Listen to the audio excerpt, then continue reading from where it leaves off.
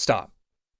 Here's what I want you to do. I want you to take a second to listen to my voice and just paint a visual image of what I'm telling you. Imagine for a second the most serene and peaceful setting you could possibly think of. Example, a lush green meadow. A light breeze wisps through the land. You can feel it tickle your skin as it passes, like whispers from an angel. As you lie back in the soft grass and flowers and look up at the clear blue sky, maybe you see a few clouds. Maybe you try to decipher what they look like. But besides that, you haven't a single care in the world. Now wake the fuck up, because we're talking about a guy who jumped off a football stadium and landed on concrete to catch a high kick. Hello ladies and gentlemen, my name is Fico, and once again, welcome to Raving Sports. Let's get into the story for today. Meet Mike Pantazis. I know you're illiterate and you have trouble pronouncing words sometimes, so let's spell this one out. Mike Pantazis. There you go. Now you got it. God's gift to the world. The man who can withstand what he calls a 25-foot drop onto solid concrete just for the fact that he wanted to catch a ball that was kicked too high. Now, I don't know about you, but me personally, dang it, that's cool, man. Freaking dang it, that's cool. Seems the height wasn't the only thing that was high in this situation, because to be able to jump off a height like that and then immediately get up to do an interview, completely stoked about it, by the way, you gotta be high as a kite off that sweet, sweet Colombian angel fart. Either that or you gotta be so hammered that you could get hit in the head with the hammer and then immediately turn around to the person with the hammer and say, "Ow, why are you hitting me with a hammer? That really hurts. Stop hitting me with a hammer," before you collapse because you got hit with a hammer. Well, Mike Pantazis was this hammered. It also should be very clear that we don't endorse you do drugs or hit people in the head with a hammer in real life. You can do it in GTA, but don't go hitting people with hammers. Anyway, it's September 11th, 1995. The Chicago Bears are hosting the Green Bay Packers on Monday Night Football. Both teams reached the playoffs the previous year, and since it's only week 2, there's high expectations. That and, of course, the fact that the Bears and the Packers are about as friendly as the Paul brothers in the public eye. The Packers jump out to a 21-0 lead, capped off by Brett Favre connecting with Robert Brooks on a 99-yard touchdown pass. That's freaking exciting, dude. But no one remembers that thanks to our good friend Mike, who made a 99-yard touchdown pass the second most iconic moment of this game. But the Bears are starting to come back in the second half. With just over 12 minutes remaining, Bears running back Rasha Salam runs into the end zone for a touchdown to make this a 27-20 game. Now, when you score a touchdown, you can choose to either go for a 2-point conversion or you can kick the ball through the uprights for 1 point. We've been talking about a kick that some guy jumped up to catch all video now, so you could do the math. And now, it's Mike Pantazis' time to shine. By the way, he later claimed that he studied the Bears kicker to see how high he kicks and see if he could actually make this catch. Keep that in mind. Well, I think I've blue-balled you guys long enough. Jamie, roll that clip of the guy catching a ball like an idiot and jumped off the side of the stands and fell on the freaking concrete. Watch this fella jump out of the stands into the tunnel. He appears to be at least 10 feet off the ground, if not more. Watch this. There he goes, off into space. What you just saw is a man who left his seat to leap into the air and catch a ball. Not only that, but expect to come away from it completely unharmed. And guess what? Come away from it completely unharmed. He did. This is amazing. This is legendary. Nothing short of legendary. But we want to show you how legendary this is. This is footage from Google Earth of the Bears Stadium, Soldier Field. We took on the task of trying to estimate just how high Mike's fall down onto the concrete floor with a ball in his hands was. Unfortunately for us, Soldier Field was renovated since that kick, and there is no longer a tunnel behind the goalpost, which you may have noticed in modern Bears home games. See, if you look a little bit past this makeshift flash mob, no tunnel. The best thing we can do to approximate how high the tunnel was would be to use Google Earth's measurement tool for a tunnel currently in the stadium.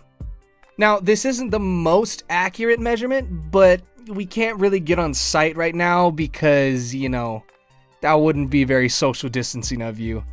Also, trespassing is illegal, but hey, you make do. But we're guessing that this tunnel is roughly 10 feet high, which, bear in mind, football players are massive and they never hit their heads on the ceilings of the tunnels. Unless, of course, they jump because they're trying to cosplay as their favorite hero, Mike Pantazis. Now, Mike's feet don't quite reach the top of the tunnel, so it's probably more in the neighborhood of 8 to 10 feet, but we'll roll with it. Now that we have a base estimate of how high he was in the air, let's take a look at what the fall damage should have been from that height.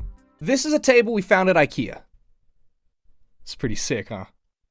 Now, this is a table we found from the Bureau of Labor Statistics from 2013 that contains data of what happened when workers had falls from various heights. We can safely assume that Mike's fall to the ground after he jumps is in the 6 to 10 foot range in this chart. The median time a worker had to be away from work after a fall like this is 60 days. 31 people died from falls of this height. Not a high percentage, but remember, Mike is falling onto concrete. However, this article published around the same time in an IHSN magazine, which focuses on industry safety and hygiene, stated that about only 25% of falls in the workplace are from 10 feet or less. Although most workplace falls typically involve head or back injuries, unlike the jump.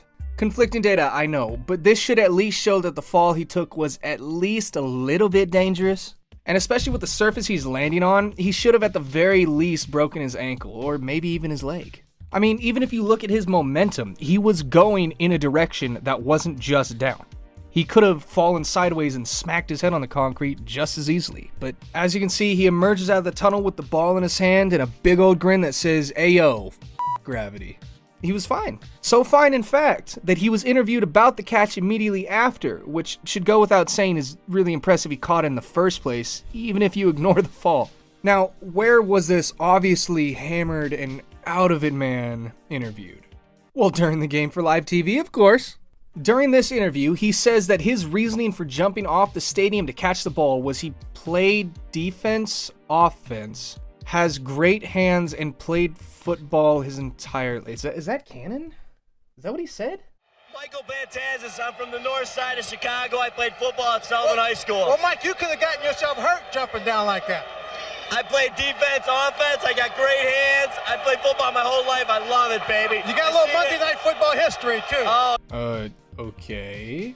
This was literally his response to, "Mike, you could have gotten hurt doing that." Now that's a power move. Guess that just goes to show that the mark of a true man is whether or not he has a handle on the back of his head to grab onto. Let's look at his previous godlike football career. Mike Pantazis was a high school football star. Yep, that's it. He was a high school football star. That's it. And he rides that wave as hard as he does his famous catch. Just take a second to look at the way he carries himself in this mini doc by Silent Rebel called Off Into Space. Welcome to Soldier Field. This is my turf. This is where I made one of the best catches ever by a fan in 1995. I stepped up on the wall before the ball was even kicked. I jumped out of the stands on a Kevin Butler extra point kick. Reached out, made a catch, bring it down. Just one of the best catches ever by a fan. The form I had and how I made the catch was just, unbelievable. My 15 minutes of fame has been going on forever. They're comparing it to the Immaculate Reception. I'm a tough guy, very tough. And people think I'm crazy for that catch. I'm not crazy, I just made an instinct catch. But it took a lot of guts to do it. Make a catch like that and walk away is unbelievable. As you can see, he's a bit lost in his own delusions and may not be the brightest bulb in the bunch. That would explain why he gives such responses as, "I played football in high school," to "Why did you jump off a 20-foot wall to catch a football?" Also, the fact that at 40 years old, he thinks he can still keep up with a big if he could have in the first place is pretty funny. But he's been riding the wave of that catch ever since, and he seems pretty happy about it, so at the end of the day, it's just some guy who caught a football and went down in history for it. By the way, the Packers won that game 27-24 and reached the NFC Championship game that season before being knocked out by the Cowboys. The Bears missed the playoffs by only one game that season, which probably made Mike pretty upset because at the end of the day, he has a souvenir from that season. Even if he did snag it in a "don't try this at home" kind of way. Well, once again, we have reached the end of the video. Thank you for watching this far if you did. And if you didn't, well then, frick you, man. You're a big old meanie. Now, if you did make it to the end, go down in the comments and type in Flying Mike for me. Thank you. Anyways, you gamers have a nice day, and have a nice day. Yeah.